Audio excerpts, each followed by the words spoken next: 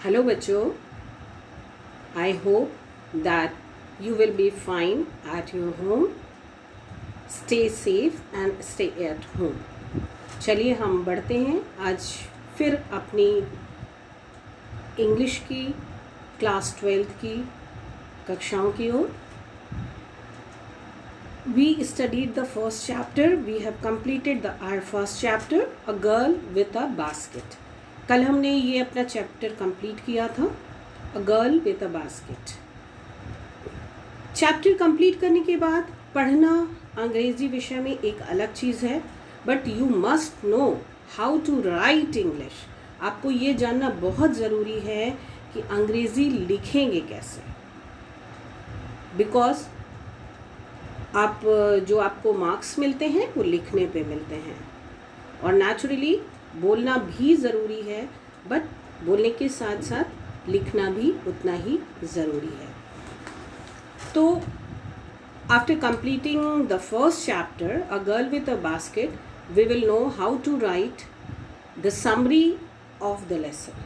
एक समरी कैसे लिखी जाए, एक पाठ का सारांश कैसे लिखा जाए, ये सीखना भी हमें बहुत ज़रूरी है, because we can get the answers of the questions from that summary.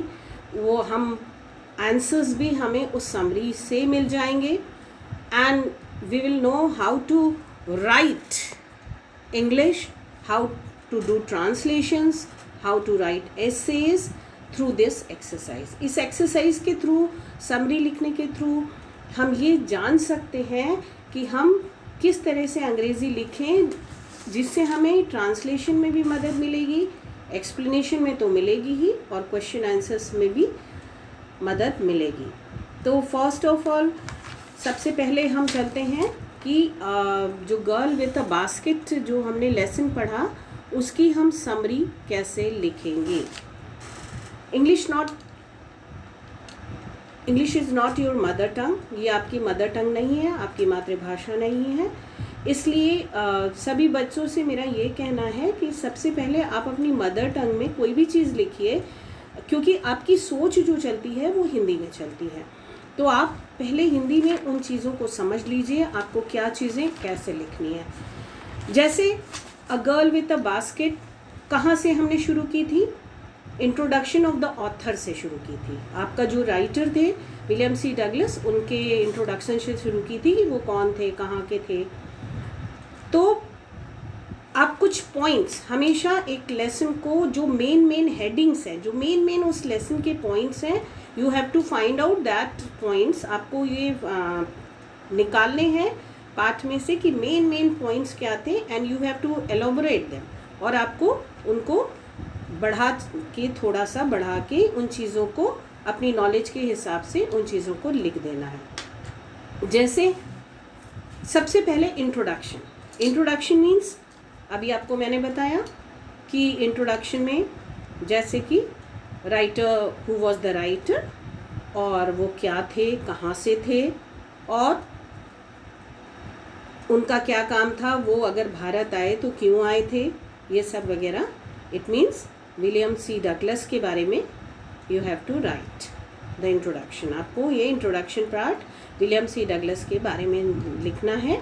जैसे ही वॉज द जज of in supreme court of United States of America, he visited India in 1950 वगैरह. नेक्स्ट पॉइंट अब हम लेके चलते हैं. तो अगर हम पाठ पर जाएं, जो हमने पढ़ा है प्रीवियस नॉलेज, या मैंने जो टेक्स्ट आपको अपने वीडियोस में दिया है, अगर उस पर हम थोड़ा सा गौर करें तो ऑथर के इंट्रोडक्शन के बाद आता है हिज जर्नी, कि वो भारत आए तो कहाँ से कहाँ के लिए जा रहे थे, और किस चीज़ में बैठे थे, कैसे चल रहे थे, कहाँ उतर रहे थे, वो स्टेशंस पे उतर रहे थे, वो लोगों से बात कर रहे थे, कोशिश कर रहे थे. He was searching for a person who can speak English, who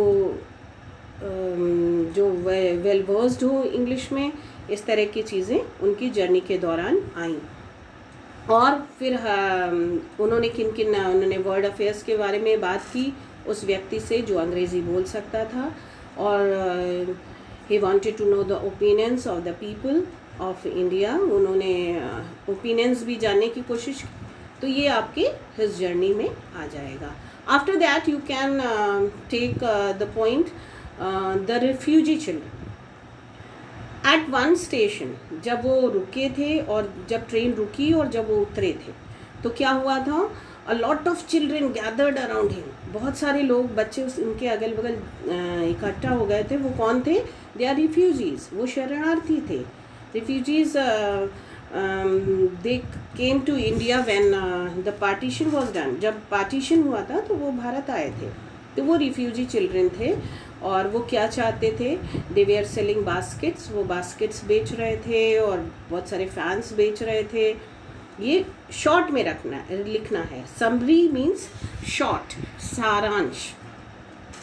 इसके बाद क्या हुआ, जब सारे बच्चे थे तो जिस चीज़ ने उनको सबसे ज़्यादा अट्रैक्ट किया भारत की, जिस चीज़ ने उनको, वो थी वो बच्ची, अ गर्ल ऑफ 9 years, एक 9 साल की बच्ची जो कि बहुत ज़्यादा स्वाभिमानी थी, बहुत ज़्यादा उसमें प्राइड था। और जब इन्होंने एक चैरिटी के रूप में कुछ मुट्ठी भर सिक्के, इनके पास जगह नहीं थी राइटर के पास, जब उन्होंने बास्केट लेने की जगह नहीं थी, उनके हाथ भरे हुए थे, तो उन्होंने क्या किया, एक मुट्ठी भर उनको पैसे दे रहे थे। आपको याद होगा, हम लोगों ने पढ़ा था अपने लास्ट सेशन में। तो वो बच्ची जो थी, ये सारांश में नेक्स्ट पॉइंट आपका ये आ जाएगा कि वो उस बच्ची का बिहेवियर कैसा था, वो बच्ची क्या कर रही थी और किस तरह से वो अपने सामान को बेचने के लिए उनसे रिक्वेस्ट कर रही थी और उसने कुछ भी एक्सेप्ट नहीं किया। उसने बच्ची ने चैरिटी उनसे एक्सेप्ट नहीं की।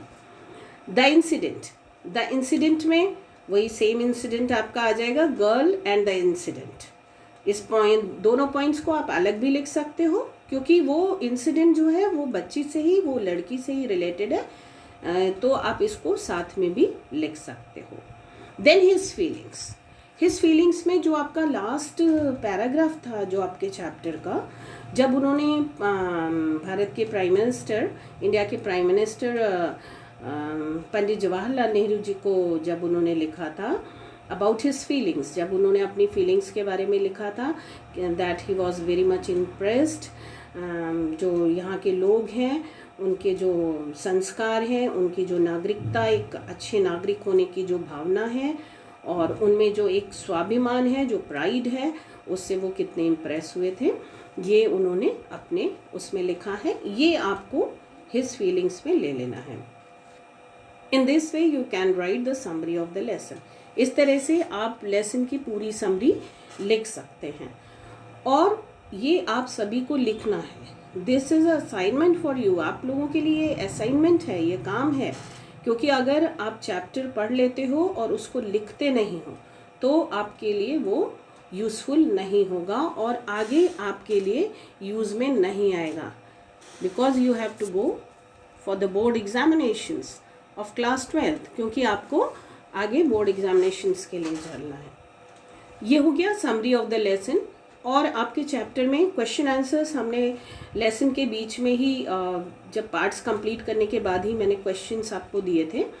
तो इसमें एक और चीज़ आती है फिल इन द ब्लैंक्स। इन आपके प्रोज लेसन्स में आता है फिल इन द ब्लैंक्स, जिसमें कुछ सेंटेंसेस होते हैं और कुछ वर्ड्स उनके नीचे दिए होते हैं, जिसमें से जो करेक्ट वर्ड होता है वो आपको भरना होता है। जैसे the average dash labourer makes 30 cents a day or less than $2 a week. The average, अब आपको वो ध्यान करना है जो आपने टेक्स्ट पढ़ा है। एवरेज अनस्किल्ड, अकुशल, जो पढ़ा लिखा नहीं हो, जिसमें कोई खासियत नहीं, कोई महारत उसने हासिल नहीं की होती है, यानी कि जो मतलब फिर भी वो इतनी कमाई कर लेता है, unskilled labour. I bought one tiny, अब उन्होंने क्या खरीदा था, फॉर फ्यू अनार्स, उन्होंने क्या खरीदा था, उन्होंने बास्केट खरीदा था, फैन खरीदा था, कप खरीदा था, पंच। नेचुरली आंसर भी इसीलिए आपके नीचे दिए हुए हैं, आपके इसमें सॉल्व करके मैंने दिया हुआ है कि आपको समझने में, लिखने में, because this is your first chapter, ये आपका फर्स्ट चैप्टर है, तो आपको ये कॉपीज़ में भी उतार लेना है। और एक चीज़ और ध्यान रखनी है, जब भी आप कोई चीज़ लिखते हो तो आप उसको प्रॉपरली समझ लीजिएगा, समझ के ही लिखिएगा। अगर नहीं समझ में आता है तो मैं अपने 2 सेशन से आपसे कह रही हूँ कि उसको आप पॉकेट डिक्शनरी से कंसल्ट कर लीजिएगा। The next is the most dash aggressive vendor was a beautiful girl of 9 right in front of me. नीचे दिया हुआ है डिलीजेंट यानी मेहनती। Next is the people of India have a, क्या होगा, पैशन, उनकी लालसा थी एक स्वतंत्रता के लिए। आपके लास्ट पैराग्राफ में था that no doubt is the reason these little children descended on me like locusts, टिड्डियों की तरह टूट पड़े थे।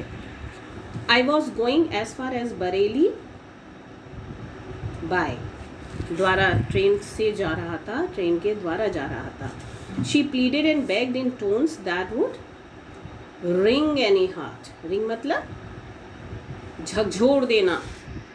माई आर्म्स वेयर फिल्ड, भरी हुई थी।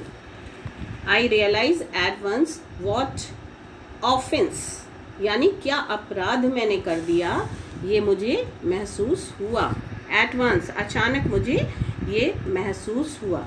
तो ये थे मेरे, जो आपको फिल इन द ब्लैंक्स करना है, ये आपके फिल इन द ब्लैंक्स थे। और अभी ख़त्म नहीं होता, नेक्स्ट हम आते हैं, एक आपका जो फर्स्ट जो क्वेश्चन आता है आपके क्वेश्चन पेपर में, जो फर्स्ट क्वेश्चन होता है विच कैरीज मैक्सिमम मार्क्स, जो कि मैक्सिमम मार्क्स का होता है, explanation with reference to context. ये आपके प्रोज में भी आता है और पोइट्री में भी आता है। Explanation with reference to context, इसमें सबसे पहले आता है reference, then context, then explanation. Reference, reference क्या होता है, जब मैंने आपको 2 सेशन पहले ये फर्स्ट चैप्टर पढ़ाना शुरू किया था, उसी समय मैंने आपको बताया था कि you have to learn the name of the lessons and name of the authors और राइटर्स, कि आपको राइटर्स के और लेसन्स के नाम याद करने हैं। ओनली बिकॉज ऑफ दिस, इसी रेफरेंस की वजह से आपको मैंने ये चीज़ कही थी। तो रेफरेंस में एकदम सेट लाइंस होती हैं, आपको वो याद कर लेनी है, आपको कुछ नहीं करना है, आप सिर्फ याद कर लीजिए और उसको लेसन या आपका जो पोइट्री है उसके हिसाब से उसके नाम और जो ऑथर है या पोइट है उसके नाम, कंपोज़र है, उसको चेंज कर लीजिएगा। तो रेफरेंस होता है these lines have been taken from the lesson. जैसे हम अ बिग बास्केट, ये a girl with a basket का अगर एक्सप्लेनेशन लेते हैं सपोज, तो हम लिखेंगे these lines have been taken from the lesson a girl with a basket written by William C Douglas, that's all, this is the reference. ये केवल इतना रेफरेंस होता है। तो ये लाइन्स आप रट सकते हैं और पाठ के नाम और उसके साथ में लिख सकते हैं। एंड अब हम आते हैं कॉन्टेक्स्ट पे। कॉन्टेक्स्ट क्या होगा, सपोज ये आपका एक पैराग्राफ है, ये आपका जो लास्ट पैराग्राफ है वो है, ये आपका लास्ट पैराग्राफ है आपके चैप्टर का last, the people I saw in India. अब आपका लास्ट पैराग्राफ है और आपको लिखना है कॉन्टेक्स्ट। रेफरेंस आपने लिख लिया और अब आपको लिखना है कॉन्टेक्स्ट। तो कॉन्टेक्स्ट में आप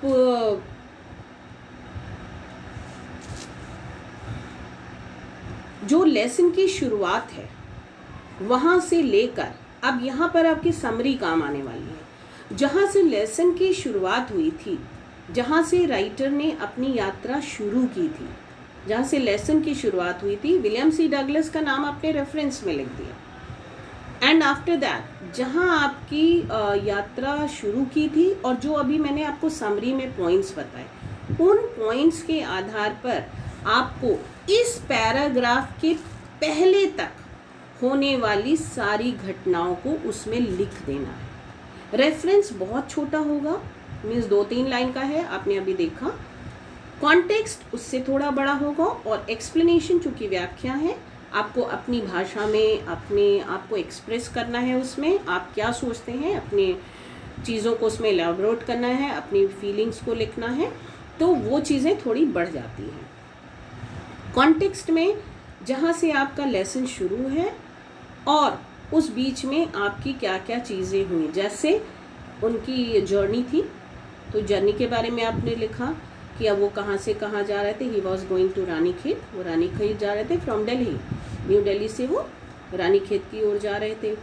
फिर उनको बात करने के लिए कौन चाहिए था, a man who can speak English, तो उन्हें इंग्लिश बोलने वाला एक व्यक्ति चाहिए था। At last he found the man, अंत में उन्हें वो आदमी मिल गया। And they talked about the world affairs and attitude of the Indian people, उन्होंने वर्ल्ड अफेयर्स के बारे में बात किया। ये हो गया। आप उसके बाद आए, उसके बाद at one station when he alighted on the platform, जब वो एक स्टेशन पे जब वो प्लेटफॉर्म पे उतरे तो a group of children gathered around him, एक बच्चों का एक समूह उनके अगल बगल इकट्ठा हो गया। दे वेर रिफ्यूजीज, वो रिफ्यूजीज थे। अब उसमें क्या हुआ, वो एक बच्ची सामने आ गई, 9 साल की प्यारी सी बच्ची, और वो अपनी बास्केट बेचने चाह रही थी, लेकिन the writer's arms were full, उनकी आर्म्स फुल थी। He gave her some money as a charity, उन्होंने चैरिटी के रूप में कुछ पैसा दिया, बट शी डिनाइड, लेकिन वो बच्ची ने मना कर दिया। ये सब चीज़ें आपकी कॉन्टेक्स्ट में आएंगी। तो at last he bought the basket, अंत में राइटर ने वो बास्केट खरीद लिया। यहाँ तक आपका आ गया कॉन्टेक्स्ट में। और इतना हमेशा ध्यान रखिएगा कि जो भी क्वेश्चन आपको करना है वो मार्क्स के हिसाब से ही करना है। सपोज़ आपके 8 मार्क्स हैं एक्सप्लेनेशन के लिए, तो आपको उतना ही लिखना है। उसके बाद कॉन्टेक्स्ट के बाद, कॉन्टेक्स्ट भी शॉर्ट ही होना चाहिए, just half page, not more than that, उससे ज़्यादा नहीं हो, आधा पेज से ज़्यादा नहीं होना चाहिए कॉन्टेक्स्ट। उसके बाद आते हैं एक्सप्लेनेशन में। जहाँ पे कॉन्टेक्स्ट ख़त्म होता है वहीं से एक्सप्लेनेशन शुरू होता है। जहाँ पे कॉन्टेक्स्ट जिन लाइंस पे ख़त्म होता है उसकी जस्ट बाद वाली लाइन से कॉन्टेक्स्ट शुरू हो जाता है, एक्सप्लेनेशन शुरू हो जाता है। जब एक्सप्लेनेशन शुरू करने के लिए हम पहली जो लाइन होगी, in these lines, in lines से शुरू करेंगे, क्योंकि हम उन लाइन्स के बारे में बात कर रहे हैं जो क्वेश्चन पेपर में दी हुई है। उसके बाद आपको ये पार्ट एक्सप्लेन करना है। अब ये पार्ट एक्सप्लेन करने के लिए हमें पिछली थोड़ी सी बातें लेनी पड़ेंगी।